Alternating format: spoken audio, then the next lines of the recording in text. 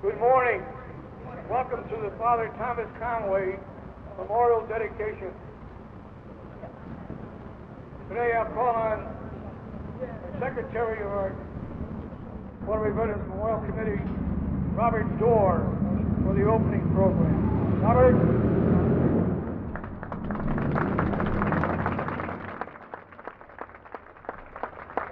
Thank you, John. It's a pleasure to welcome you here, all of you here today as we gather to remember the service of Father Thomas Conway from 224 Cook Street here in Waterbury. There is no doubt that he was a heroic individual, that he continued his service to his nation long after his duty station had been sunk. The USS Indianapolis was sunk July 30th, 1945. 1,197 men were aboard that ship. 800 men went into the water. Father Thomas Conway, with two other officers, supervised a group of 400 men they called the swimmers.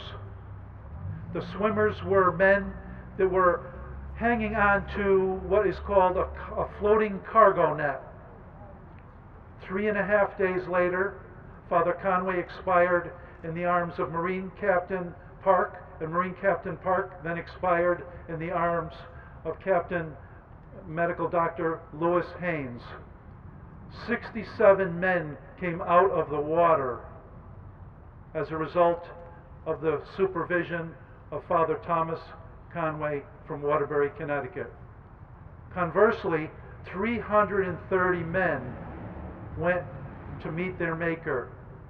As he swam upon the men and urged them to keep up their good work, to keep hanging onto the cargo net, Father Conway said to them, "You're either going home or you're going to be with the Lord."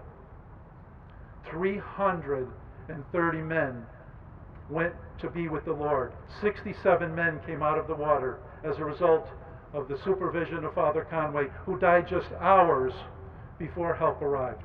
So with that, I'll call the program. Where's our Master of Ceremonies, John?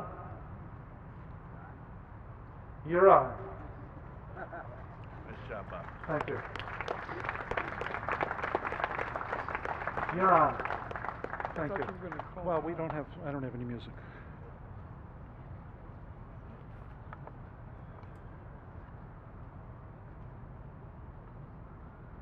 We're going to sound at this point the call to arms. Off to my right, your left as you face me, buglers John Famighetti and Gil Graveline. And right after that, the honor guard from the Knights of Columbus, Sheridan Council 24, will present themselves. They know how they're supposed to go.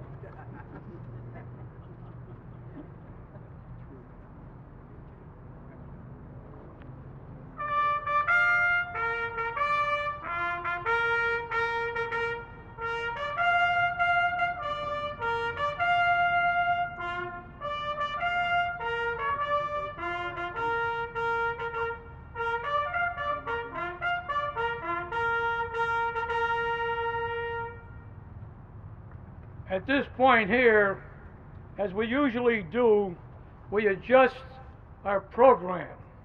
At this time, it gives me great pleasure to present to you the chairman of the Waterbury Veterans Memorial Committee to pick up his part of the program, some of which I stole. But it was given to me by Robert. Thank you, John. What a wonderful day.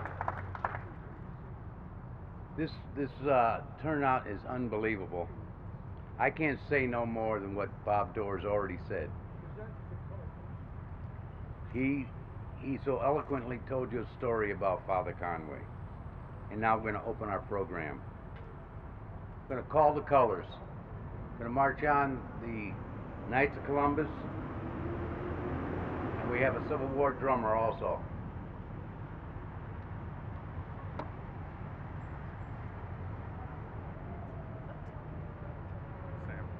Sir, you're going to talk louder and you're going to hold that mic right against your lips. I got you.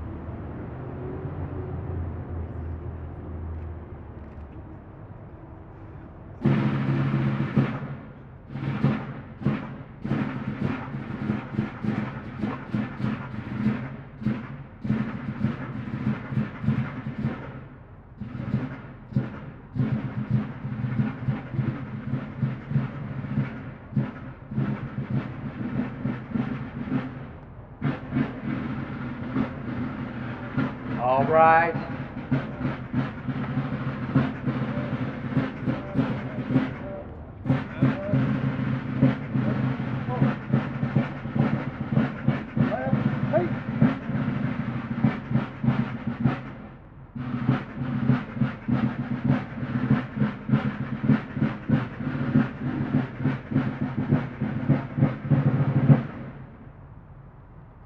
I now call on Monsignor John Bevins from Immaculate Conception Church for the invocation.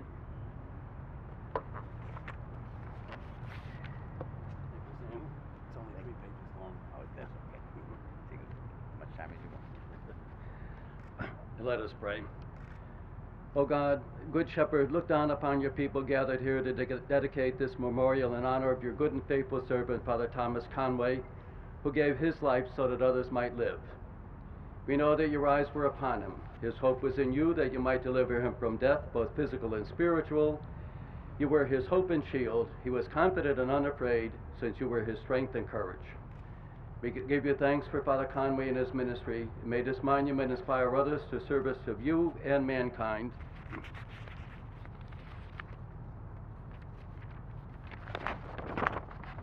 And bless this memorial which calls us to serve you as we serve your children. May it inspire all who look upon it, give them hope and courage.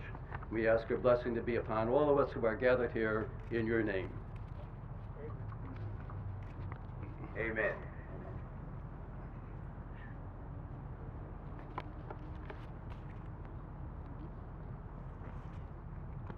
I now call on Kim Jeremiah, who will sing our national anthem.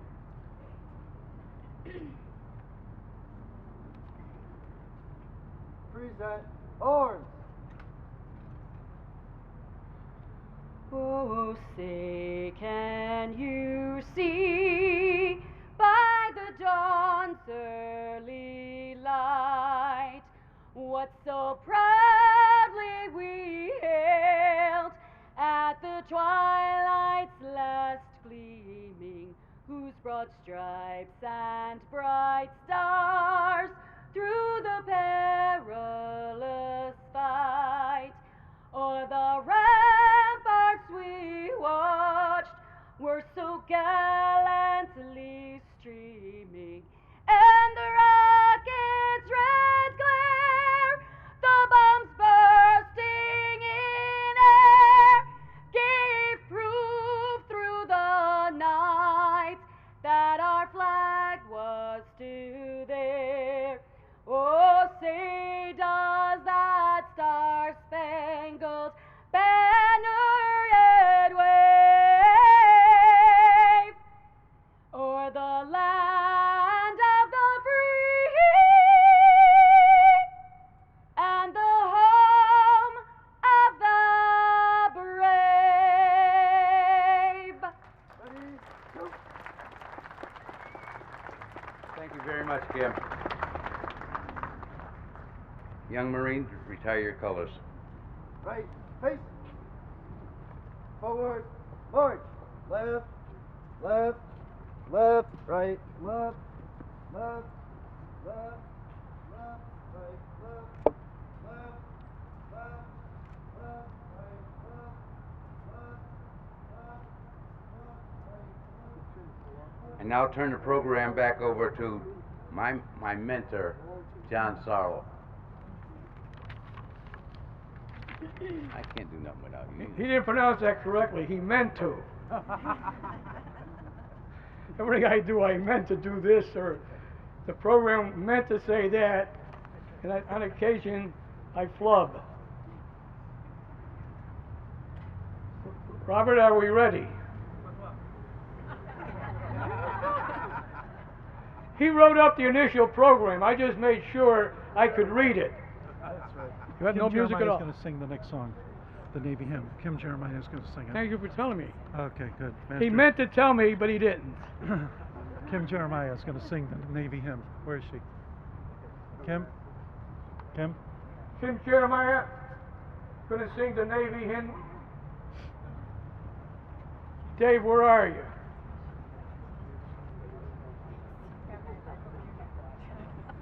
Sam, if you will, please. stand right here. No one has to stand for this. This is the Navy hymn.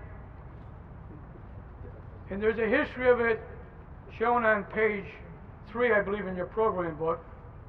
It was written in 1860, and there are probably umpteen variations of it. We have a variation that Kim will sing. And I meant to ask her how many verses there are, because in our program book there are 3. Sing it. Kim Jeremiah. Maya. Thank you, sweetheart. I die hard.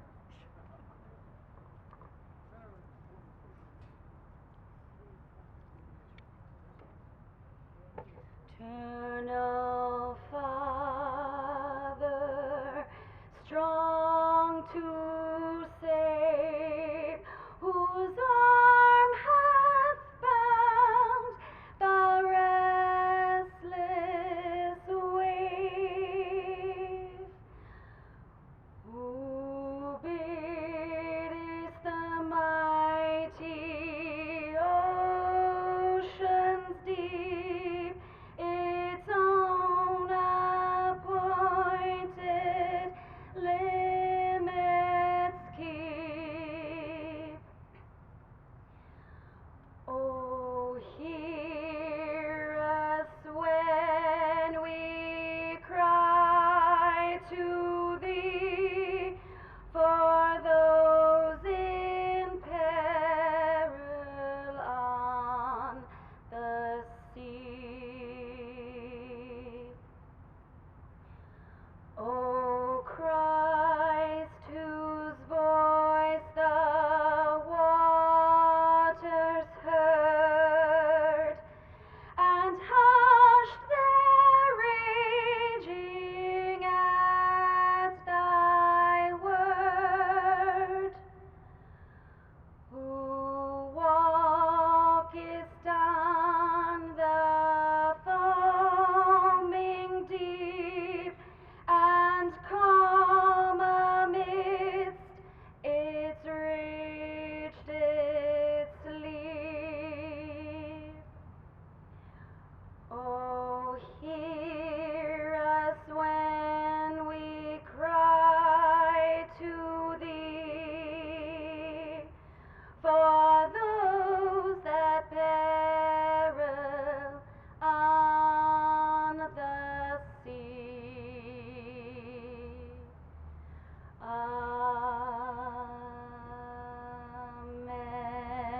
Amen. Well done.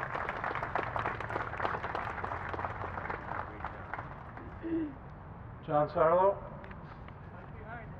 Thank you. I meant to tell you. Okay, you know where to go from here. Thank you for the encouragement.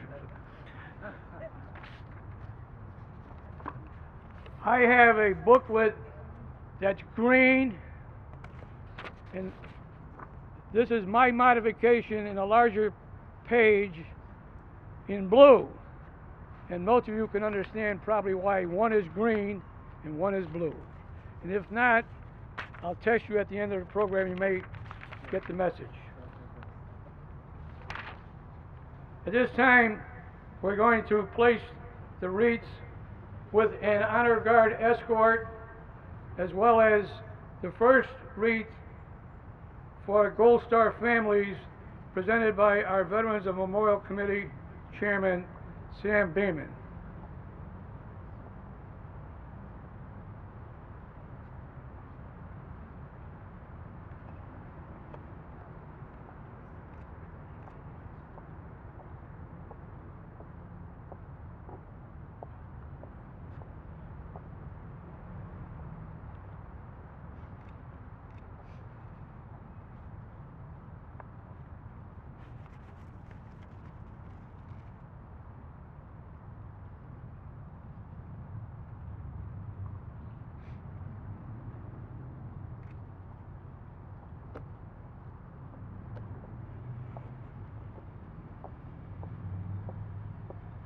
The next wreath for Father Thomas Conway, presented by Major Susan Trawick. Also escorted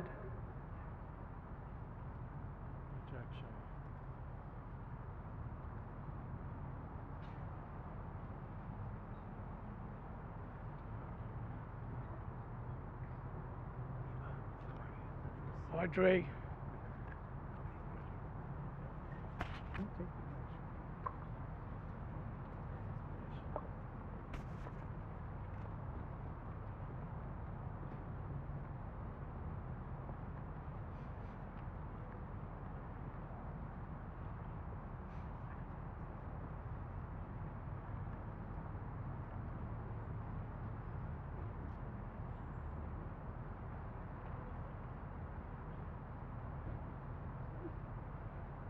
The next wreath in memory and honor of Seaman Second Class Frederick E. Harrison.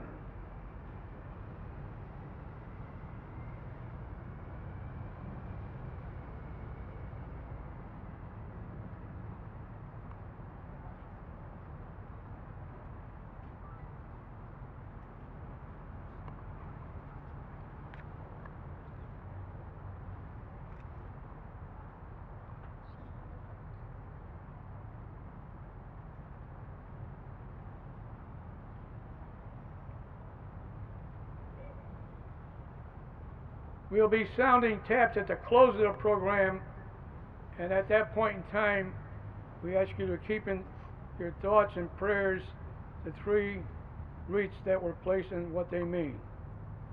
At this time, we call on dignitaries for remarks. First person will be Monsignor John J. Bevins, who was ordained by Archbishop Henry J. O'Brien 1958, retired as rector of the Basilica of the Immaculate Conception on Sunday, 28th past, after 57 years of priestly service. At that time, he was officially conferred to the status of Monsignor. He served as pastor at the Immaculate since 1991. As a result of the draft dodger sentiments and American flag burnings during the 60s, he asked Archbishop O'Brien if he could serve in the U.S. Navy. He entered as a chaplain on April 23, 1967, was commissioned as a lieutenant junior grade. His tour service began in Yokosuka, Japan in 1967 and 69 when he served there. Also went to with the 1st Marine Division in 1969-70 and continued on in various areas for 23 years in total. He was promoted to captain in 1986 and retired from the Navy in 1990 at the U.S. submarine base in New London. Please welcome Monsignor John J. Bevins.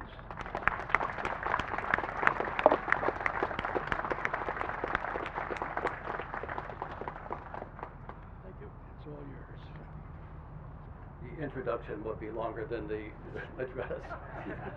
I know that you were all burning up out there, and it's wonderful that you came here on a Sunday morning to honor Father Conway. When you read Father Conway's life, and if you haven't done that, please read In Harm's Way. It's a wonderful book about the Indianapolis, and there are several pages in there dedicated to Father Conway.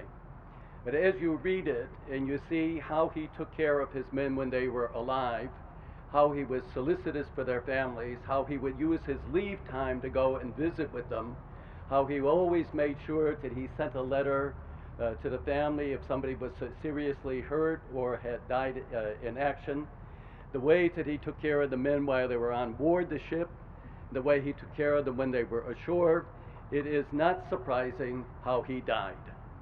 That's the way he lived. He was on call 24 hours a day, 7 days a week. His whole life centered on taking care of his people. And not only the Catholics, but everybody on board the ship was his. And he took care of them. The stories that are told about him and how he cared for the people really makes you proud that you knew somebody like this from Cracker Hill in Waterbury. Thank you.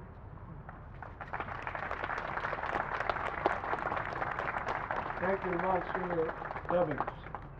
This time it gives me great pleasure also to introduce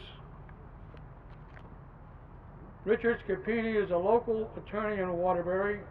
He's retired from the United States Navy after 23 years of active and reserve duty in the Judge Advocate General Office. As a JAG officer, he's held 3 commands while on active duty. He attained the rank 9 years ago and retired shortly thereafter. He's an active participant in our Waterbury Veterans Memorial Committee events. He's presently serving in the Corporation Council Office of the Mayor. My pleasure to present to you Captain Richard Scapini. Richard.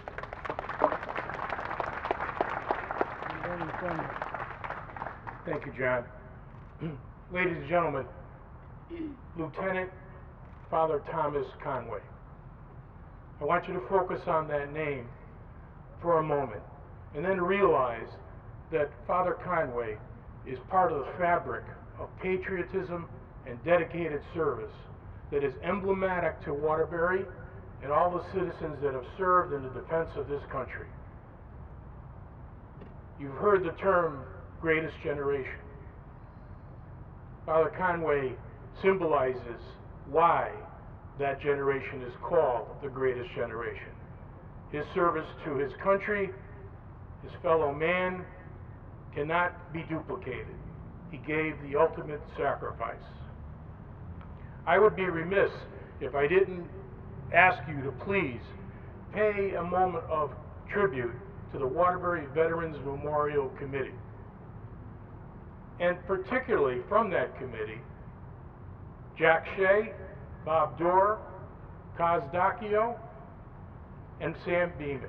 Without the Veterans Memorial Committee and the dedicated services of those 4 members of the Veterans Memorial Committee, today's tribute in this monument would not be a reality.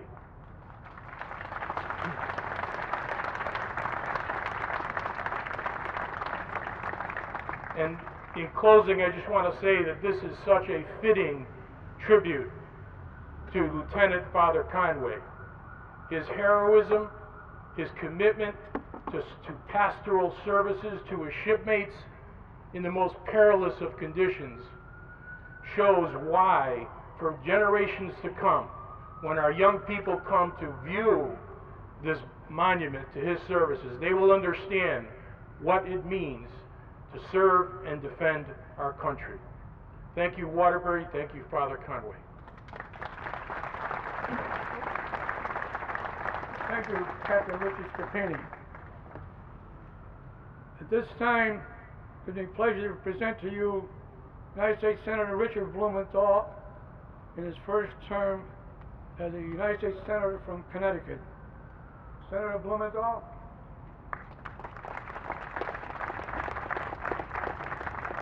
Thank you, John. How about a round of applause for John Sarlo and his service to our nation and to the city of Waterbury. One of my mentors once told me, never give thanks in public. The ones you thank will never remember, and the ones you miss will never forget. But I do want to join in thanking Bob Dorr, Sam Beeman, Doc Dacchio, and of course, John Bevins and Jack Shea, and all of you here today. My colleague and partner in Washington, Chris Murphy, who is represented here today by Kenny Kern, his district director, he and I have championed the Navy Cross for Father Conway. Unfortunately, we've been unsuccessful so far, but I've been proud to work with him on honoring a true patriot. And I want to say a thank you to Waterbury. Thank you for showing us what is important about America. Thank you for showing us what's important about being an American, which is remembering, never forgetting the men and women who gave their lives so that we could gather today on this beautiful morning, saying whatever we please from this podium, worshiping as we wish, gathering with our friends and family without fear of dictatorship or rights and freedoms are the result of our veterans. And I want all of our veterans who are here today to please raise your hand so that we can thank you for our freedom today.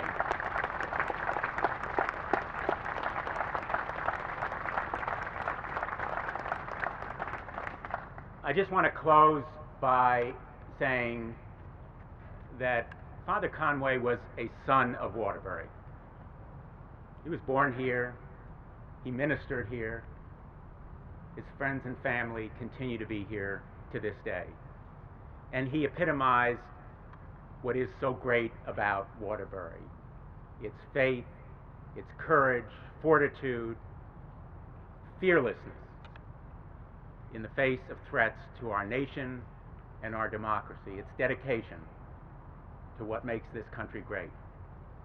And so I want to thank Waterbury, your mayor, all of your leaders, all of our leaders who are here today, all of our veterans, and of course, with prayers and thanks to the men and women, one of them is my son, who are serving today in harm's way in places whose names we can barely pronounce, with their model being the three great patriots whom we honor today, particularly Father Conway. Thank you so much. God bless you, and God bless our great country. Thank you, Senator Blumenthal. Next, a Congresswoman in her second term in the 5th District. Please welcome Congresswoman Elizabeth Esty.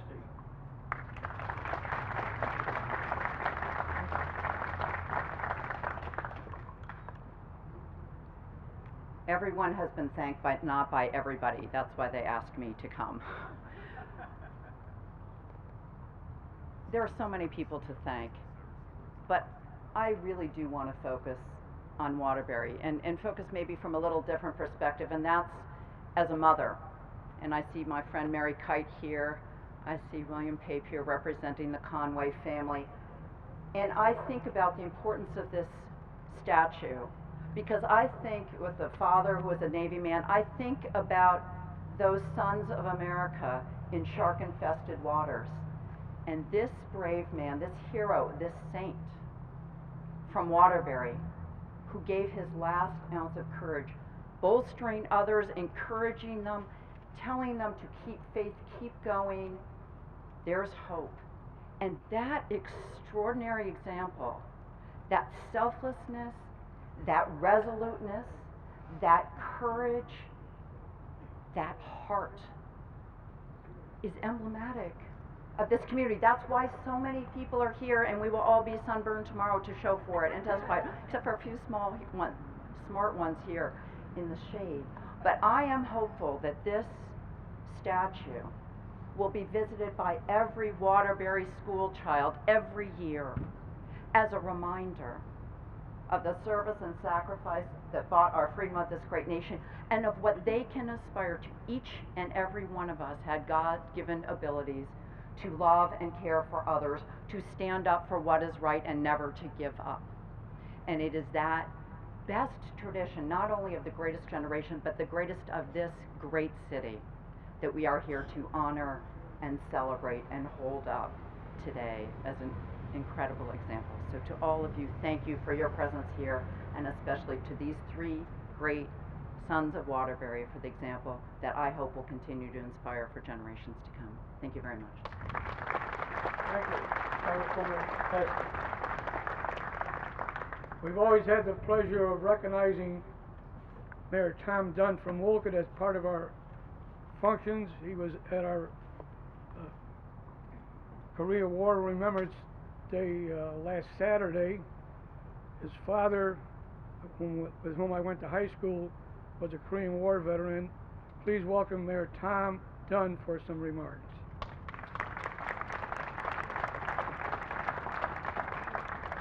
Where'd he go?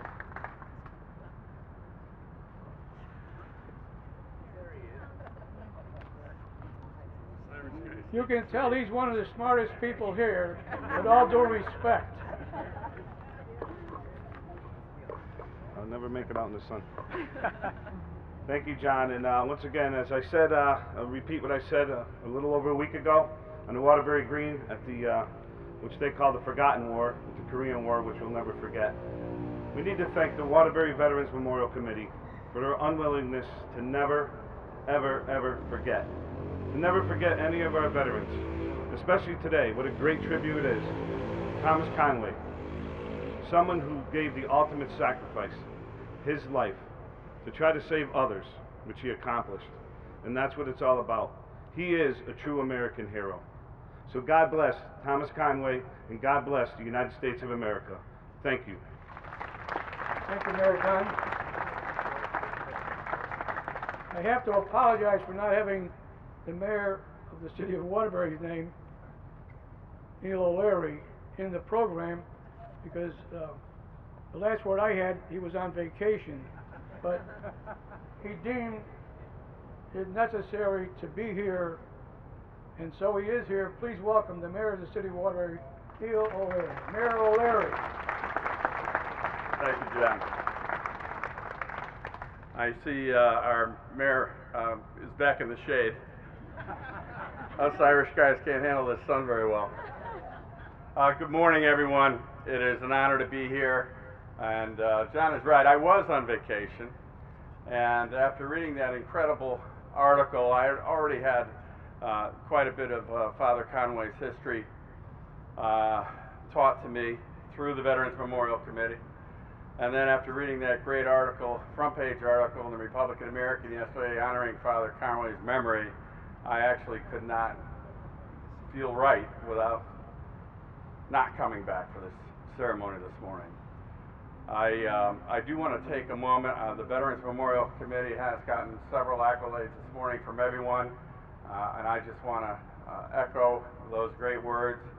I also want to talk about the coverage, the patriotic coverage that the Republican American gives us. You know, we have been called the most, or one of the most patriotic cities in the country. I believe that we are the most patriotic. Just look at all of you here today. And special thanks to the Republican American for honoring the patriotism that we display here in Waterbury. You know, there is so many things that are bad in the news every day, and when you read articles honoring Father Conway yesterday, it gives you an opportunity to feel pretty darn good about us and the way we live and the way we honor each other, respect each other. We also have with us today, in addition to Monsignor Bevins, we have the new priest at the Immaculate Basilica. Father Chris Ford is here with us, and Father Dennis Connell is here with us. Thank you. My words will stay brief as it is sweltering hot under this suit, but it gives me an opportunity maybe to shed a few pounds. But I thank and honor all of you for being here today. This is a wonderful event. This is Waterbury, and I'm so, so proud to serve as your mayor. Thank you. Thank you, Mayor O'Leary. Recognize for a bow, Senator Joe Markley is in our midst, in our audience. And as I've so been prone so often to do, I mentioned that everybody here present is a dignitary. So thank you for being here, all you dignitaries. But one last one, I would be real remiss in not recognizing. That's Mike DeAugustine, about 96 years young, with his daughter Terry Longo, one of the World War II veterans we honored, I think, 3 years ago. Michael, thank you. Him and Colonel John were great paisans. Okay, we're going to go to the presentation of the Waterbury Medal. We got... Connie, let's go first. You said these will be presented by Mayor O'Leary, flanked by our Veterans Committee Chairman, Sam Beeman. First person we're going to present to is Connie Fusco, who's the daughter of Fireman First Class Michael Nito, and there are, on page 8 of your booklet, which is about in the middle of it, an article about Michael Nito, and then you'll know why we're recognizing him to receive the Waterbury Medal. So, Mayor, if you will. Connie? Certainly. Hi, Connie. I didn't know I was going to see you so quickly. She cooks my breakfast. Connie, Very honored. Connie, Very just step to the right of Sandy. Got it. I'll go back to my seat. She misunderstood some of the instructions. Yeah, that's okay. Play it by Echo Alpha Romeo, ear. Okay. The next one is in remembrance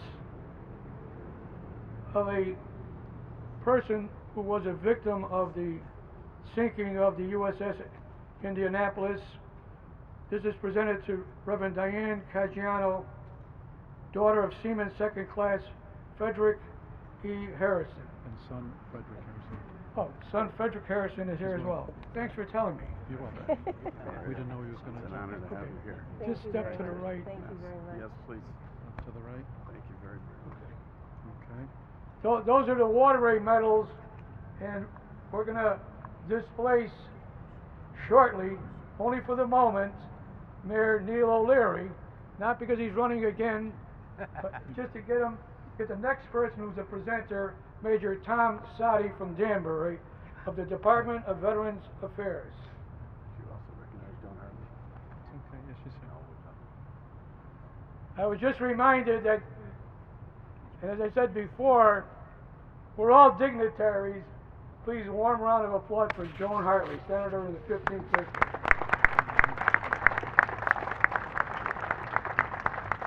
And now I present to you Major Thomas Sadi for presenting the Connecticut Wartime Service Medals. Thank you, John. In addition to serving as a major in the United States Army Reserve, I'm here on behalf of Commissioner Sean Conley of the State of Connecticut Department of Veterans Affairs. Due to a family obligation today, he could not be here. He did send a letter. I will summarize that letter given the heat and the time here. Dear family and friends of Chaplain Conway, Seaman Harrison, and Fireman First Class Nito, I regret I'm not able to be with you today to honor Chaplain Thomas M. Conway, Seaman Second Class Frederick Harrison, and to recognize the service of Fireman First Class Michael Nito. Chaplain Conway and Seaman Harrison gave the last full measure of demotion 70 years ago this week when they selflessly put the lives and safety of their brothers in arms before their own. Joseph Campbell defines a hero as someone who has given his or her life to something bigger than oneself. That is what Chaplain Conway and Seaman Second Class Harrison sacrificed so that this nation and millions of other people around the world could live free. We too remember and honor Fireman First Class Michael Nito for his service in the Pacific Theater, including serving on the crew that prepared the Indianapolis, as I understand it, for what would be its final mission. To quote General George S. Patton, it is foolish and wrong to mourn the men who died. Rather, we should thank God that such men lived. We do thank God for Chaplain Conway, for Seaman Harrison, and Fireman First Class Nito for what they did in life, and we memorialize that life by never forgetting them after their death. On behalf of Commissioner Conley, he sends his thanks to his fellow veterans, to the Waterbury Veterans Memorial Committee for their service to our nation, to this city.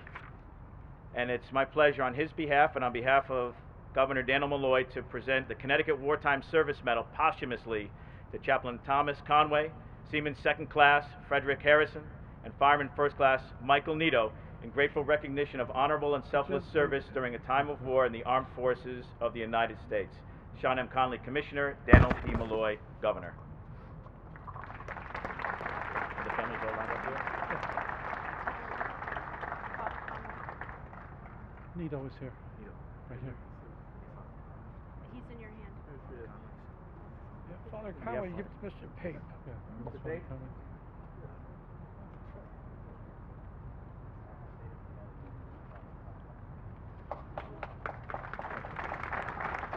Miss Nito? Nito is Nito? here. Nito here.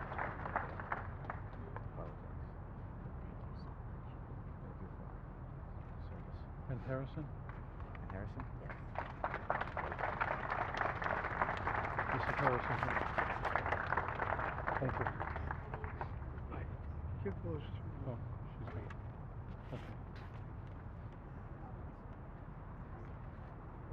I was remiss in not recognizing the Rat Pack motorcycle contingent that's here acting on behalf of the Patriot Guard. Gentlemen, I salute you. Thank you.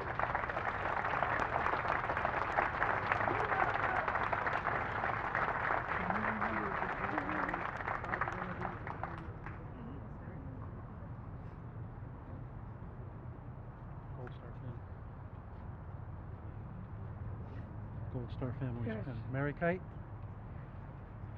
We're at item number 14, presentation of the Gold Star Family pin to Reverend Diane Caggiano,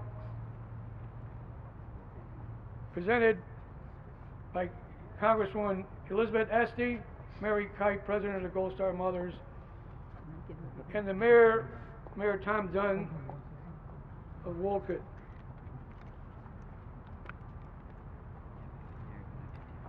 Reverend Caggiani, as the president of Connecticut Gold Star Mothers, I would like to present you with the Gold Star Family Pin. Thank you. In memory of your father, Seaman Second Class Frederick E.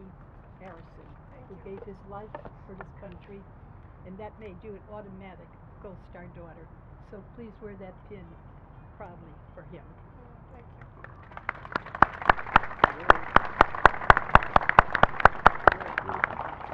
Here's his plaque from the town of Wolcott. Thank you. Congratulations. Who do I give this to? I've got a certificate too. Can we get them?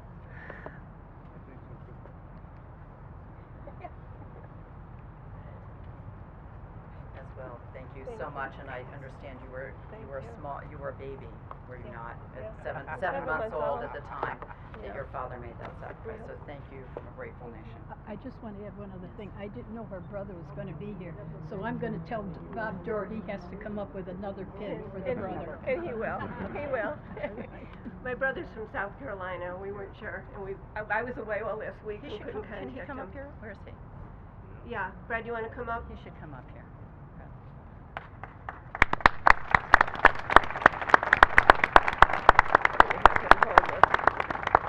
Can you hold this for me? Bob Dorr asked me to speak. He may regret it, but I have a few things I'd like to say. First of all, as the daughter of Frederick Elliott Harrison, on behalf of myself and my family, I would like to thank the Lieutenant Thomas M. Conway Memorial Committee and the Waterbury Veterans Committee and everyone who worked so hard to make this day happen. Thank you for keeping the men of the USS Indianapolis in your hearts and for keeping their story alive. My dad was born on October 11, 1912 in Waterbury. He was one of 5 children of Elliott and Jessie Harrison. He was raised and educated in Waterbury. He and my mother were married at St. John's Episcopal Church on the Green on August 3, 1940.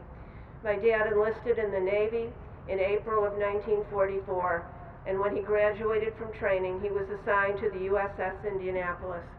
When the Indianapolis suffered damages in the spring of 1945 and was sent into dry dock for repairs, my dad was granted a short leave and came home to Connecticut for 4 days. That would be the last time he would be with his family. My dad loved life, he loved people, and he had many great friends. He loved to run and to swim. My mom said he used to run from the Green in Waterbury out to Quassapag and swim across the lake. Despite his small stature, he was physically fit. He survived the 4 days and 5 nights in the water. Ironically, he was rescued on my parents' 5th wedding anniversary on August 3, 1945. He died 2 days later in Peleliu. When my mom received the telegram notifying her of his death, she thought it was a telegram from him wishing her happy anniversary. She told the servicemen delivering it that they didn't have to wait while she read it, but he refused to leave. He said that he had orders to stay. My dad was one of only 2 men that were rescued from the water ordeal, only to die 2 days later in Peleliu. My mom was a widow at 27, my brother was 3, and I was 7 months old when my father died.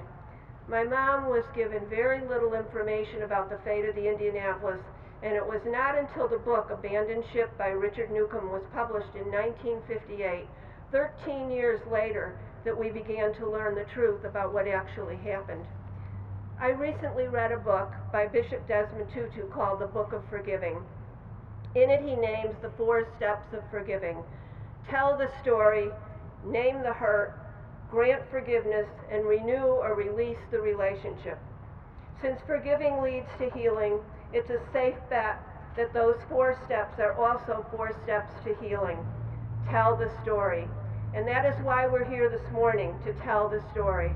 Because Father Conway's story deserves to be told, and because the story of the USS Indianapolis deserves to be told, and because the story of the 1,197 men on board the Indianapolis on the night of July 29/30, 1945 deserves to be told.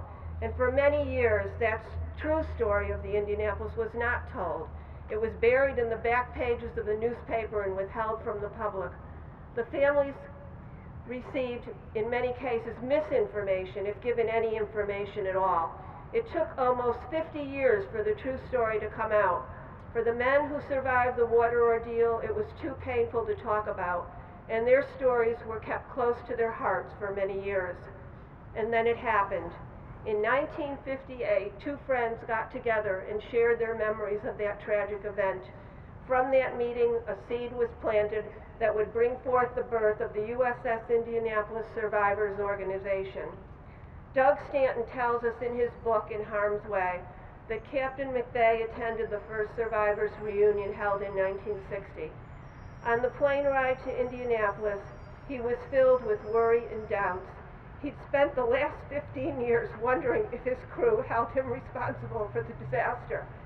He was shocked to tears when he stepped from the plane and found the survivors lining the airport runway, all of them saluting with tears streaming down their own faces. Several years ago, my daughter and my niece invited me to go with them to the first Survivors Organization reunion for me. At first, I did not want to go. I thought it would be too painful emotionally. It turned out to be one of the most healing and spiritual experiences of my life. There were over 800 people at that reunion. When we sat down to dinner on Saturday night, I said to my daughter, "Look around the room. This is how many men were in the water. It's hard to even comprehend the magnitude of that tragedy." We were welcomed and treated with love and compassion by everyone we met. There was no need to tell people what you were feeling because they were all feeling the same emotions. We talked together, we laughed together, we cried together, and we prayed together. We are forever held together in a common bond. We told our stories. I met many wonderful people in the course of those 3 days. I met survivors and their families. I met the families of those who were lost at sea. I met crew members from the rescue ships. I met Captain McVeigh's son. I met Hunter Scott, the young man who was, as a middle school student in Florida, researched the story of the Indianapolis for a school project and became the driving force behind the United States Congress to recognize the sacrifices of the men of the Indianapolis and to exonerate Captain McVeigh and to clear his name on July 13, 2001, 56 years after the sinking of the Indianapolis. I met Doug Stanton, the author of In Harm's Way, and there was one family that I met that I will never forget. And here is their story. The husband was surfing the internet one evening and came across the story of an upcoming USS Indianapolis Survivors Organization reunion. He called his wife over to look at it and said to her, "You should go to this." At first she was reluctant. "I don't know if we would be welcome," she told him. After thinking about it for a while, she decided that she would like to go, and so they called the person listed in the article as one of the organizers to see if it would be okay if they attended. In In explaining to him why she was uncertain whether or not they would be welcome, she told him that she is the granddaughter of Commander Hashimoto, the captain of the Japanese submarine that torpedoed the Indianapolis. "Of course you are welcome," came the response. "Of course you are welcome." So she came to the reunion with her husband and 2 small children and stayed the full 4 days. They were welcomed with open arms. She still attends the reunions with her family. Her boys are now teenagers, and they are a part of this amazing group of individuals who make up the extended family of the USS Indianapolis, held together in a bond of courage, compassion, and sacrifice. This year marks the 70th anniversary of the sinking of the USS Indianapolis, and as the years go on, it becomes more important than ever to tell the story. Tell the story so that it is never again hidden in the back pages of a newspaper or lost in our nation's history. Tell the story so that we understand the sacrifices that these men made on our behalf. Tell the story so that we will always remember that freedom isn't free. It comes with debt and responsibility. Tell the story so that we as a nation will always know the difference between having the right to do something and knowing what is the right thing to do. Tell the story, and may God bless you. Thank you.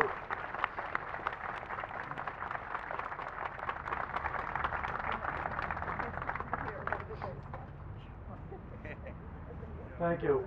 Very eloquent.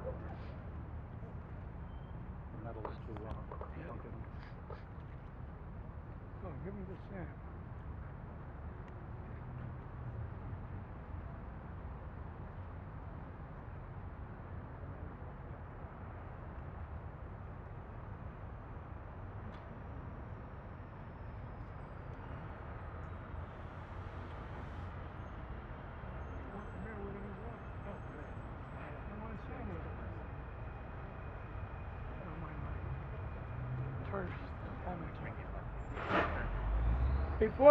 Before we proceed with the next presentation, which is very solemn, I was reminded by one of the dignitaries in today's audience that I had forgotten to recognize the United States Merchant Marine.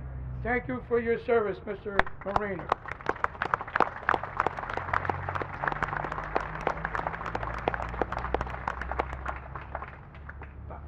Get over there with Mr. Pate, because you're one of the few people who probably know him, with all due respect. Yeah. Escorted by the Knights of Columbus, we're going to be presenting Father Conway's medals to William J. Pape, cousin to Father Conway. He's the editor and publisher of the Republican American newspaper.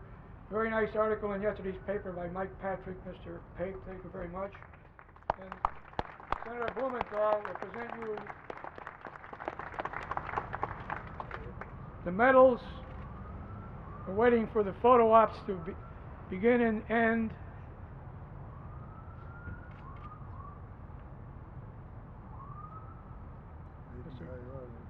Senator Blumenthal? Let me just tell you what these medals are. I am presenting the Purple Heart, the American Campaign Medal with 3 stars, the World War II Victory Medal, United States Navy Combat Action, and Gold Star pin. The saying that surrounds the Purple Heart is, "Some gave and some gave all." And Father Conway gave all, and his service and his sacrifice will always be a model, and I'm very proud to present these medals today to Mr. Pape, and also want to join in thanking the Republican American for its great coverage, and the city of Waterbury, as the mayor said, for being the most patriotic city in the United States of America. I can join in that view. Thank you, Senator Blumenthal. Thank you, everyone, for this presentation. Would you say something? I should explain my relationship to Father Conway. There were 3 Meade sisters who found Let's get husbands, behind these guys and get in that picture. all with the last name beginning in C in Waterbury. There was Bridget Cronin, Meade Cronin, who was my mother's mother, and Margaret Conway, who was Father Conway's mother, and there was another Meade sister whose name escapes me, but I'll get it from California, from Ann Clark, probably tomorrow, who married Mr. Clark. I met Father Conway probably left, stayed with us in Madison in 1944 and on his leave, and he and my brother Dick and I was 13, built a boxcar.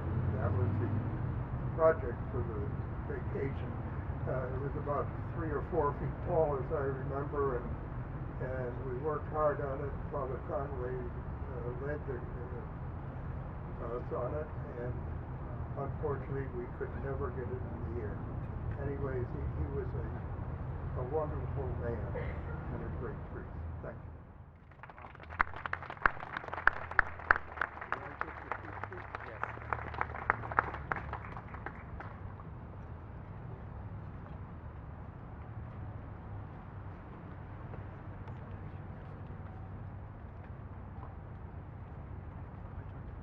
My turn. Okay, Bob. My turn. Down to unveiling. 16. Okay. I'm going to tell you Thank you. why this is green. We don't need to know. Father Conway was Irish. Okay. You're about to see why this is blue. Thank you. Bob Okay. Dorr needs Thank no you. introduction. Thank you, John. Before we unveil the statue and the sculpture of Father Conway, I have to issue this page of gratitude. And this Waterbury Veterans Memorial Committee sincerely thanks the following individuals and companies for their assistance in telling the story of Lieutenant Reverend Thomas M. Conway. Their help has been critical to our efforts to honor Father Conway. First, Colonel John G. Shirella, Chairman, Waterbury Veterans Memorial Committee, for his continual inspiration, guidance, and encouragement with the project. Mayor Neil O'Leary, for his constant support of our efforts to honor our Waterbury veterans. The United States Naval Institute, Annapolis, Maryland, for their use of the Father Conway photos from the Alfred Sadevi Archive when we prepared the Navy Cross application.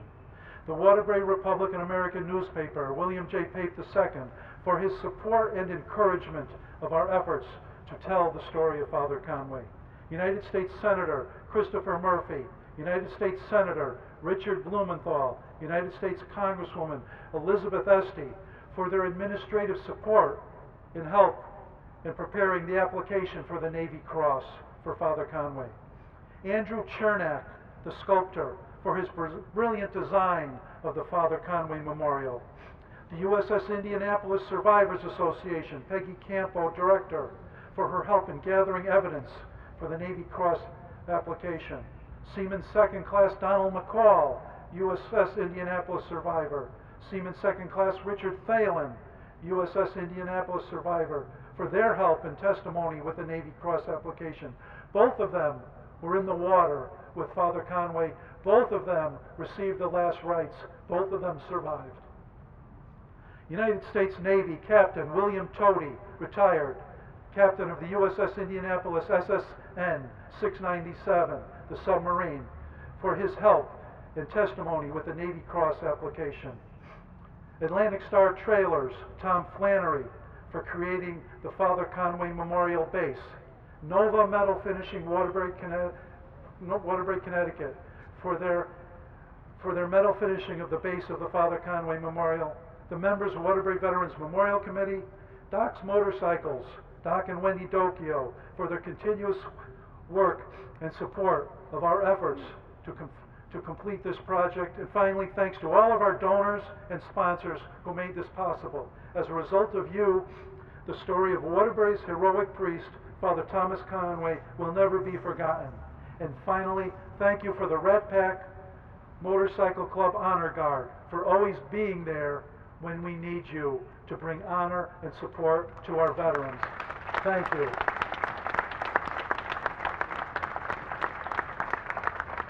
I would like to call on Jack Shea and Father Bevins. Father Bevins, could you step forward? And we're going to unveil the sculpture right now. And as they unveil it, I'm going to read the words of Andrew Chernak, the sculptor. Andrew Chernak sent us some thoughts. He cannot be here. The string's right over here. There you go. He meant to tell you. I meant to tell you. You're always there for me. I'm always there for you, Jack. You're like my big brother.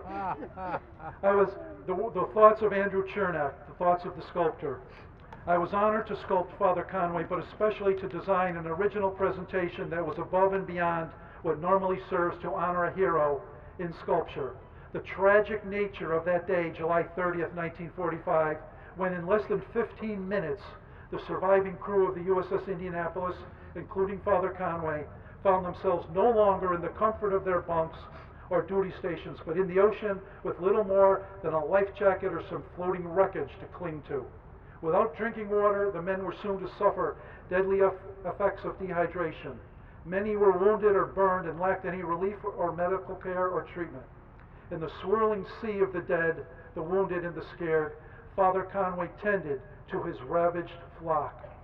Aware of the weakening exhaustion and death that dehydration begins, I am sure Father Conway thought of John 15:13. Greater love hath no man than this, that a man lay down his life for his friends. True to those words, Father Conway did just that. The Father Conway Memorial is a 360-degree circle of water. This is exactly what all survivors in the water would see, no matter which way they looked. Father Conway is providing aid and comfort to a crewman while holding aloft his hand in prayer. His rosary and the dog tags of the lost are in his hand. With his eyes towards heaven, he will forever reach out to save the lost and dying souls of the USS Indianapolis. It was these thoughts that gave me the vision to create this sculpture. Andrew Chernak. Thank you. Your orders to do it.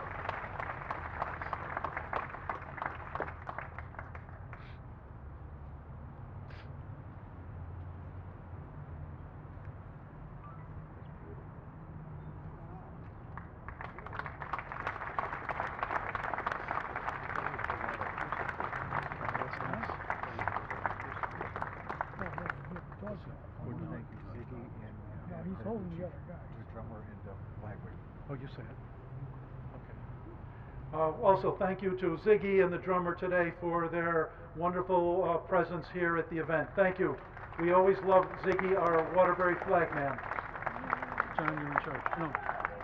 Say. Let me get over here. He's up next. Yeah, you're up next.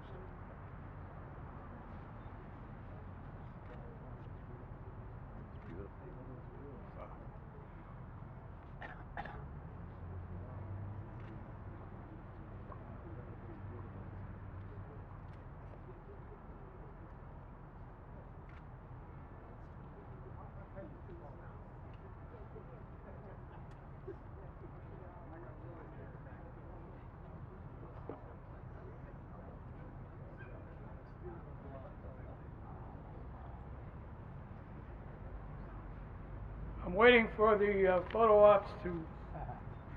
We have refreshments inside and food. Yes. I take care of everything.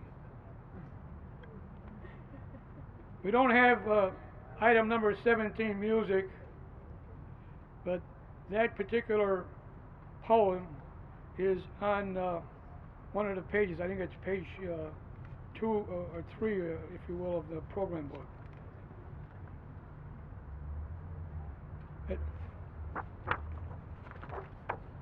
At this time, On page 9 you will find information of how Father Conway Monument Project began. For the record, however, Colonel John G. Chirella, a battle-tested veteran of the Korean War, in his 25 years as chairman, was also instrumental in initiating, amongst other things, 2 other significant memorials. One of them is the Gold Star Mother statue that stands on the landing of the main stairway to the 2nd floor. You'll see that when you go inside shortly. The second is the Leopoldville Memorial, dedicated in 1998, that memorializes the men of the 66th Infantry Division whose lives were lost when their transport ship, the Leopoldville, was torpedoed and sunk on Christmas Eve 1944 in the English Channel. The units were headed to France as replacements for the Battle of the Bulge. A total of 14 officers and 748 enlisted men were lost in the Channel sinking, as well as survivors of the sinking who died in action fighting in France that are listed on that memorial. The memorial now stands. It was designed and built by Charles Monument right here in Waterbury.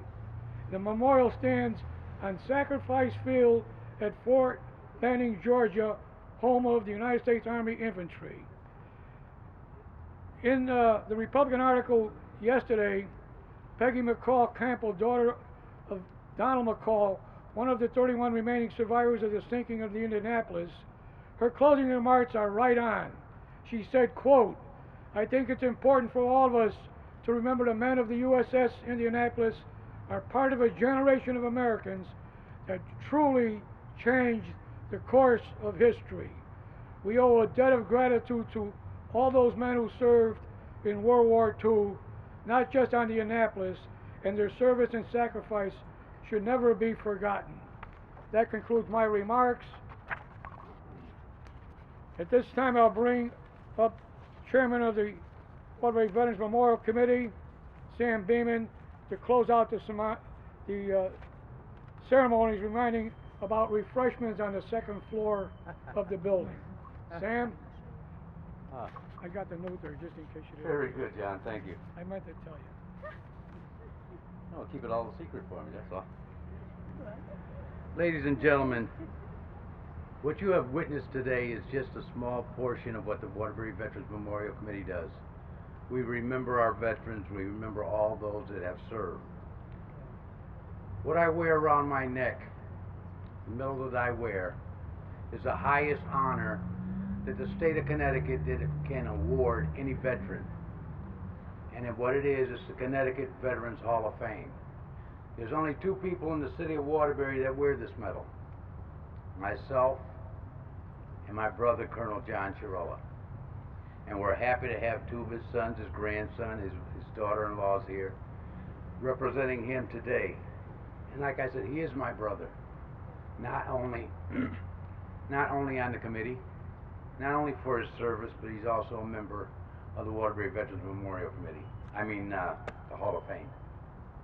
There was one other, there was one other member of the Hall who was here. I don't see him right now. Is Bob Genovese. There are only approximately 100 veterans in the whole state of Connecticut that are members of the Connecticut Veterans Hall of Fame. And I think it's time that we get a couple more in there. But for Colonel Chirella, who we miss dearly, this was his last project, and as you can see, what a beautiful monument for his efforts and all the years that he worked for us here. With that concluding, I'm going to call on Monsignor Bevan for the benediction.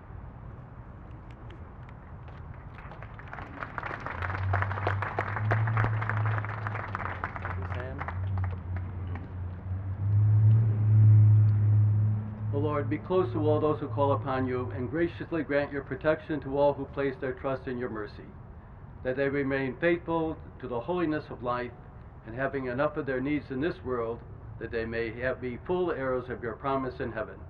We ask this in your name. Amen. Amen. One more word about the Connecticut Veterans Hall of Fame. It's not about me or the other members of the Hall. is for every veteran. We wear this medal for every veteran who was not in the Hall of Fame. Everyone can't be there. We stand on the shoulders of all those that came before us, and we're proud of the service that they gave. Now please rise for the playing of taps. And salute.